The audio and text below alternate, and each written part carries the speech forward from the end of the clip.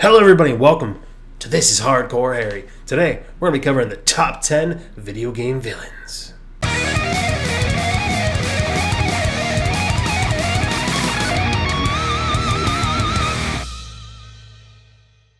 So before we get started, let me preface this with, I wasn't quite sure where I was going with the list. Top 10 list, right? Top 10 best villains, worst villains, cruelest villains, most influential.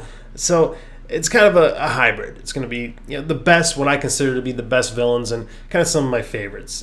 I'm actually staying away from a lot of the iconic villains. I kind of want to keep away from the ones that always show up on the list and go with some ones that haven't been seen before. So you're not going to see like Ganon, Bowser, Dr. Wily, Dr. Robotnik on this list. You're going to see some familiar faces, but I kind of want to go a different route than the usual list. So, with all that being said, let's get into it with number 10, Headmistress Helga.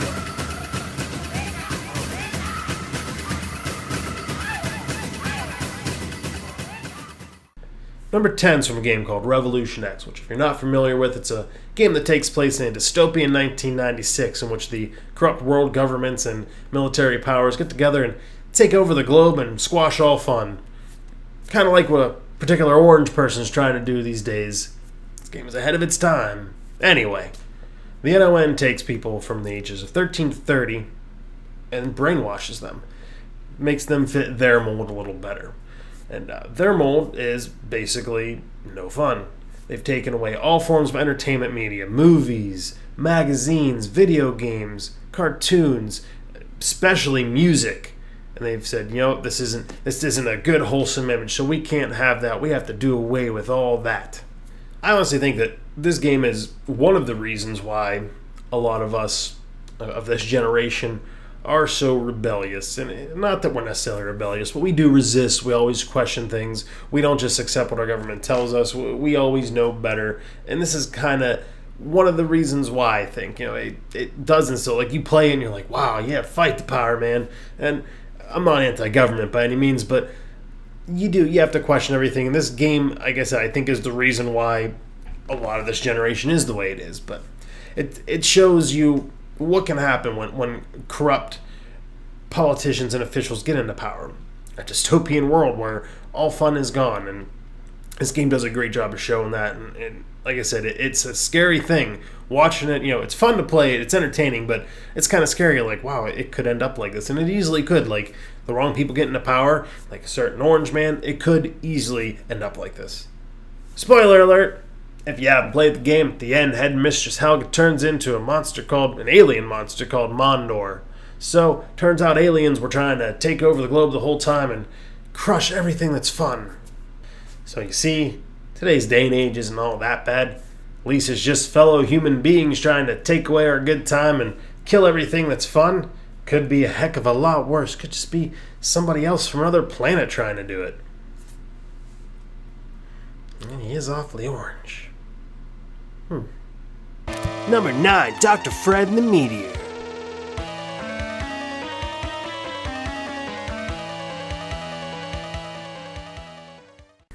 Number 9's villains are from a game called Maniac Mansion. If you have not played Maniac Mansion, I highly recommend you play it, and you're going to get a lot more of why I put them on this list if you play the game. Definitely play it. I recommend the PC version. There's an NES version. It's nice down a lot. It's not quite as racy as the PC version. Still good, but do the PC version. Do yourself a favor, play that, because it is one of the best games I've ever played. It's not made by LucasArts. Long series of games like this they made on the Scum engine, which, if you don't understand it, I'm not going to go and explain too much about that. Eventually I will, because that's some of my all-time favorite games, but they're all made on the Scum engine, and this one is possibly my favorite out of all of them. So Dr. Fred isn't really that bad of a guy.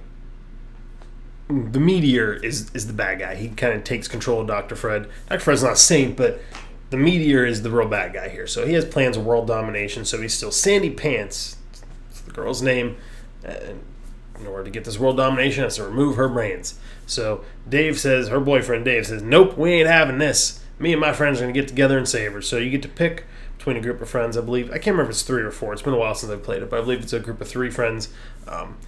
So you switch between them. You can pick, whoever you want to play with at each time. Like, you switch between them through the game, whatever you want. So you progress through this house to try to find Sandy. And while you're doing this, his demented family also stops you, tries to stop you from getting to him. So they end up throwing you in a dungeon. But, like, it's a comedy horror. It's a great game. I love it. It's one of my favorites, like I said, but it's a comedy horror, so it's mostly comedic. If you play it, especially as an adult, you're going to see all the comedy in it. As a kid, I didn't see it. There's a lot of sexual innuendos and racy jokes that as a kid I didn't get. To me, it was just a horror game. And now playing it, like, I'm not scared of it, but as a kid, I was petrified. One time in particular I remember was, I used to play it at my sister's house a lot. It was the PC version I played. So she went downstairs to visit with some of her friends, and I stayed upstairs to play the game, and my God, it just scared the shit out of me. I don't know why it just did. Like, it builds the anxiety. It's a lot like an early survival horror game. It builds anxiety. You're trying to run from these people who are trying to catch you, and the music puts the feeling there too. The music's great, but you're trying to run from this family. It's trying to lock you up in a dungeon and try to save this poor innocent girl from having her brains removed. Now, like I said, playing this game, you're going to understand a lot more why I put these two on the list, but I'm going to try to explain it as much as I can. I'm not going to go too much into it because this is a game I really don't want to ruin for you guys. I recommend playing it, but the meteor just right there, like the comedic value of it right there. A meteor, a sentient meteor crashes into Earth and tries to take over the world. That's all you need to know about it. Right there you have me sold, but like I said, I'm interested. If you guys play it, let me know what you think about it. If you've never played it before and you play it, let me know what you think, because I'm curious to see how it is, because I can still see the horror of it because I remember it from when I was a kid, but I think if I would have played it as an adult, it would have just been pure comedy and whatever, but it's still, either way, it's a great game. Great for some laughs, and it's just a fun game overall. Number 8, the Ghost Pirate LeChuck.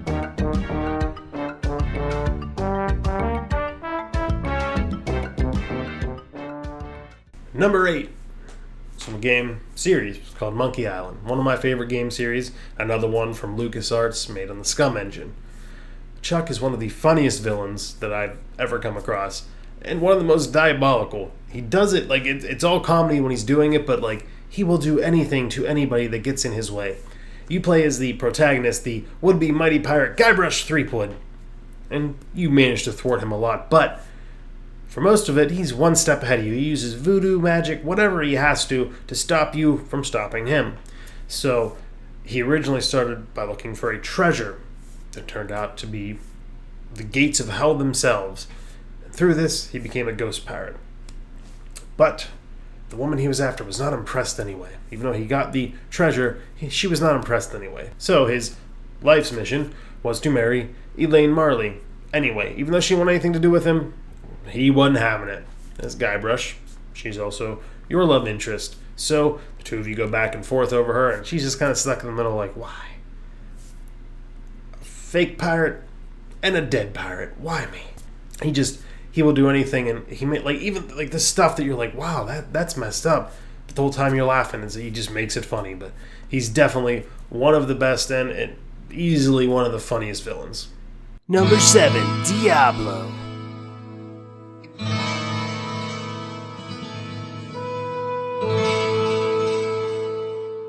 Next up is the Lord of Terror himself, Diablo, from the Diablo franchise. Now, I am, in fact, a Blizzard fanboy, except for World of Warcraft. Never got into it, don't have any intentions of getting into it, but I love Blizzard games, in particular the original Warcrafts.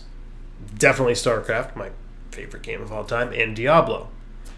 Now, Diablo, I wouldn't even particularly call a villain, because he's not just a villain. He is completely evil. He is more than a villain. It's not just about world domination.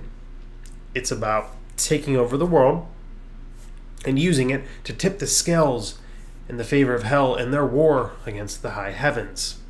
Now, Diablo is one of the 3 prime evils, so him and the other prime evils and the lesser evils are constantly trying to do this, and they are continuously thwarted by the brave deeds of heroes. But that's my Deckard Cain impression. That's pretty good, huh? Yeah, anyway.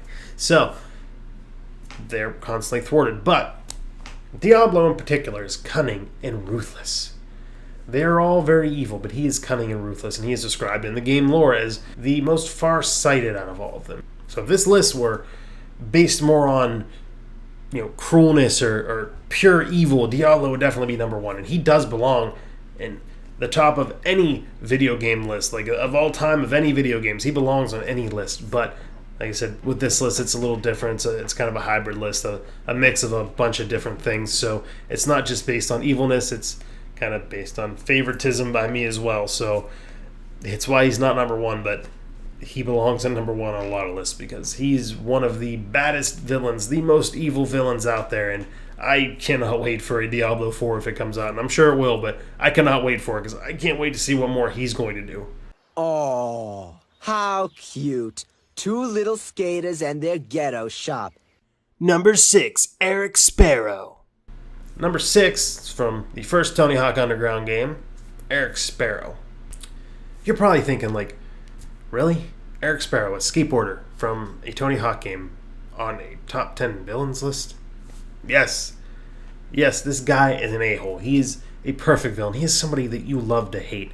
And before I go any further, I recommend this game highly. It is a great game. I haven't played it for a while, but I love it. It's probably one of my favorite games. It's been so long since I played it, but it is probably one of my favorite games.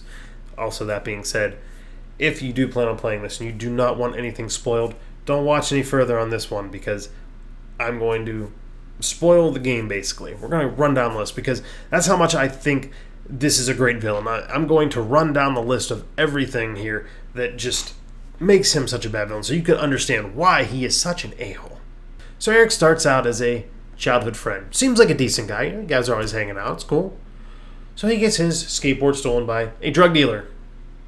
Okay. Whatever. Let's get you a new skateboard. No, let's go steal this one back. So, being a friend, you help steal it back. Okay. Could have just bought a new skateboard, but whatever. You're a good friend. So then this a-hole Eric sets the drug dealer's car on fire. Cut to your character talking with Stacy Peralta, getting a sponsorship. Eric comes up. The drug dealer discovered that I set his car on fire, and he wants to kill me. So being the good friend that you are, I tell you what, I'm going to Manhattan. Come with me. Let's go together. Let's get out of here. Let's get away from these guys. In the process, Eric gets kidnapped. Okay, let's call the cops. Because he's been kidnapped by some drug dealers. Nope, you're a good friend. So you go and help him escape. You get him free from drug dealers. And then you run away to Manhattan. All right, cool. Eric owes you so much at this point, Cool. He's gonna have your back forever. Nope. So in Manhattan, Eric then starts insulting the local skaters.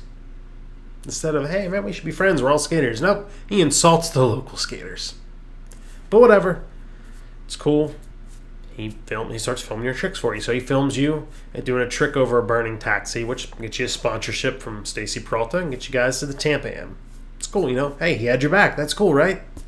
Nope. So you guys go to Tampa. And there, Eric insults the police. Gets him arrested. And now you have to do odd jobs around town for the police to get Eric free.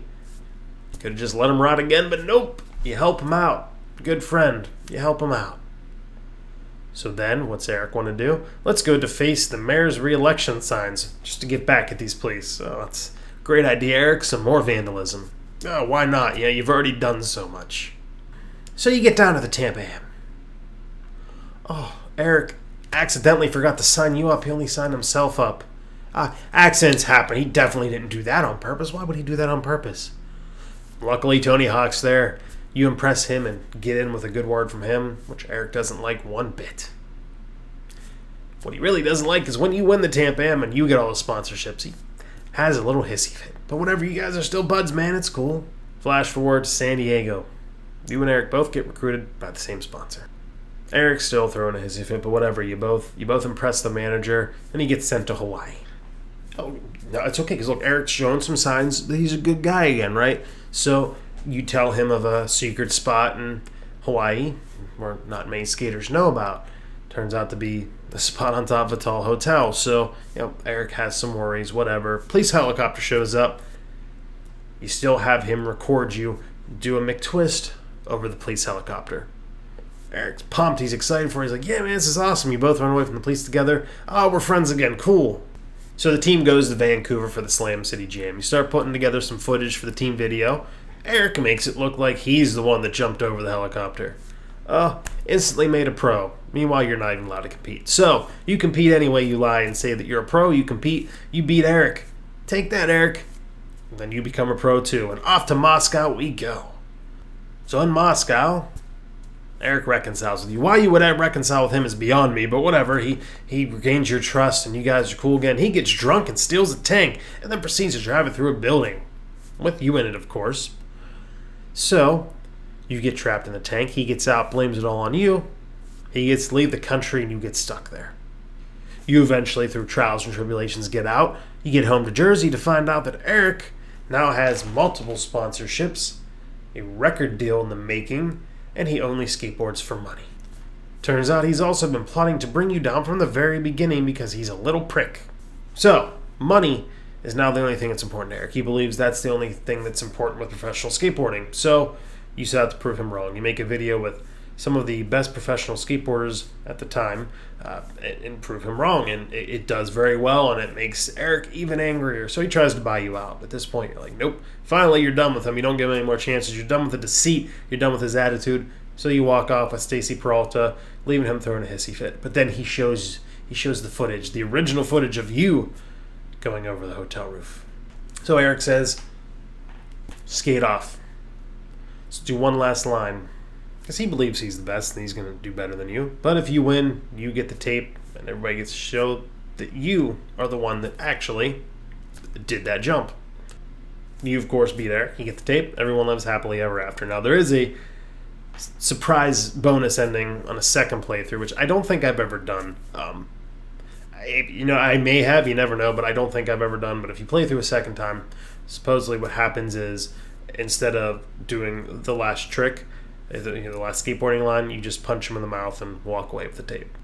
One of the most persistent villains in a video game. Like, he's always there. He always, whatever happens, he's always there again to screw you over. And you hate it, but like, you love that kind of villain. That's why he makes this list. Like, you would think, why is there a skateboarder making this list? But that's why, like, play the game and you'll really see it.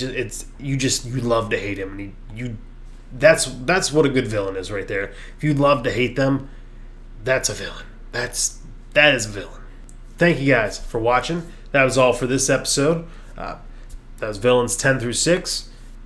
Check in probably Friday for Villains 5 through 1 with the big reveal of number 1. I think you guys are going to be surprised. So, hope you enjoyed that episode. Hope you tune in for the next one. If you liked it, go ahead and drop a like. If you have some comments for me, your own top villains, go ahead and drop them down below also. And most importantly, if you really liked it, give me a big subscribe. So remember, don't just have a great day, have a hardcore day, and stay tuned for the next episode.